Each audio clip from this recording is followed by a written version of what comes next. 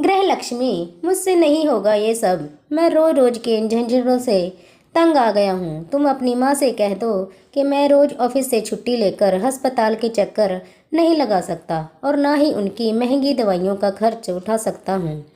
राजेश ने निधि पर चिल्लाते हुए कहा और तेजी से ऑफिस के लिए निकल गया। निधि की आंखों में आंसू आ गए। मैं सोचने लगी, क्या मेरी माँ राजेश की कुछ नहीं लगती? क्या राजेश की माँ अपनी माँ बीमार होती है तो क्या वह उनका इलाज नहीं कराता? क्या तब भी वह डॉक्टर की फीस और दवाओं पर होने वाले खर्चों को ऐसे ही जोड़ता है? जब मैं अपनी सास को अपनी माँ जैसा आदर दे सकती हूँ, उन्हें अपनी माँ जैसा समझ सकती हूँ, तो राजेश क्यों नहीं ऐसा कर पाता?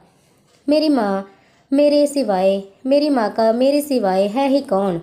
क्या शादी के 10 साल बाद भी ये घर मेरा नहीं है जिससे मैं अपनी मर्जी से अपनी माँ को रख सकूं? निधि अपने माता पिता की इकलौती संतान थी। उसके माता पिता ने बड़े अरमानों से और धूमधाम से राजेश के साथ उसका विवाह किया था। निधि के पिता की छोटी सी मिठाइयों की दुकान थी। शादी के बाद निधि अपनी दुनिया में बहुत खुश थी। उसे भरा पूरा ससुराल मिला था। देवर और ननद ने उसके भाई और बहन की कमी को पूरा कर दिया था। पलाश के जन्म के बाद तो उसकी खुशियां दूनी हो गई थी, पर सदा समय एक सा कहाँ रहता है। लगभग 6 महीने अचानक ही निधि के पिता की मृत्यु दिल का दौरा पड़ने से हो गई। पिता की मृत्यु के पश्चात निधि की माँ बिल्कुल अकेली पड़ गई थी। उसके पिता की दुकान भी निधि के चचेरे भाइयों ने मिलकर हड़प ली थी। पूरी तरह बेसहारा हो चुकी माँ को निधि अपने साथ ले आई थी। उनकी तबीयत भी ठीक नहीं रहती। हालांकि माँ उसके साथ रहना नहीं चाहती थी, पर निधि अपनी उस माँ को कैसे छोड़ देती जिन्होंने उसे जन्म दिया था, अपनी उंगली पकड़कर चलना सिखाया था। शुरू में तो सब ठीक चल रहा था, परंतु कुछ समय बाद ही निधि की सास को छोटी छोटी बातें बुरी लगने लगी थी। तुमने अपनी माँ को चाय पहले क्यों दे दी? अपनी माँ को दूध क्यों दिया?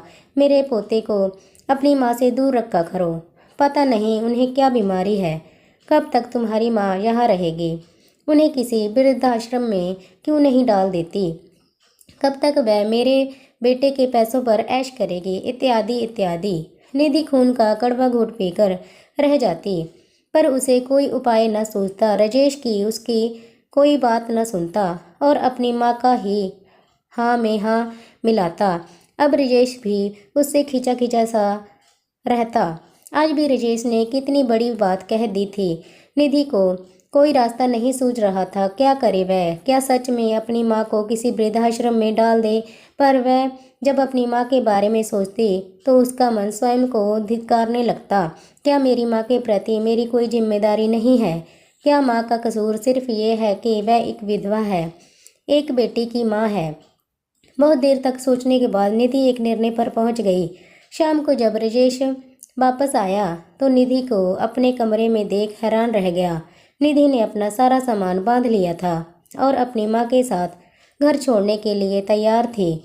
उसने बड़े सीधे शब्दों में राजेश से कहा, आज तुमने मुझे इस बात का एहसास करा दिया है राजेश के यह घर सिर्फ तुम्हारा है। मेरी इच्छाओं और भावनाओं का तुम्हारे जीवन में कोई मोल नहीं है।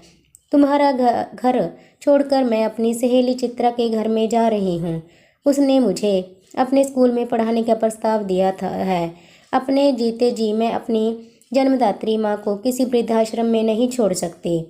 राजेश ने तो इस स्थिति की कल्पना भी नहीं की थी। वह निधि को कमज़ोर समझता था। उसे लगता था कि उसके ऊपर पूरी तरह से आश्रित निधि उसे छोड़कर जाने का सपने में भी नहीं सोचेगी। पर यह क्या कह रही हो निधि? घर छोड़कर कहाँ जाओगी? तुम्हारे बिना पलाश को कौन संभालेगा? घर की देखभाल कौन करेगा? राजेश ने शक पकाते हुए कहा। सोच लो राजेश, यदि तुम्हें पलाश की माँ चाहिए तो उसकी माँ की माँ को भी पूरा सम्मान देना होगा। जहाँ मेरा और मेरी माँ का सम्मान नहीं, वहाँ मैं एक पल भी नहीं रहूँगी। जहाँ तक पलाश की बात है, मेरी ममता मेरे आत्मसम्मान के सामने तुच्छ है। तुम सब मिलकर उसका अच्छा ध्यान रखोगे, ऐसा मेरा विश्वास है। निधि ने दृढ़ शब्दों में राजेश को जवाब दिया और अपनी माँ का हाथ थामे दरवाजे की ओर चल पड़ी। मुझे माफ़ कर दो बेटी, मैं अपने पुराने विचारों के आवरण को हटा नहीं पा रही थी। आज मैंने तुम्हारी जगह अपने को रखकर सोचा तो मुझे एहसास हुआ कि मैं कितना गलत सोचती थी। आगे से मैं और तुम्हारी माँ अच्छी सहेलियों की तरह एक साथ एक घर में रहेंगे।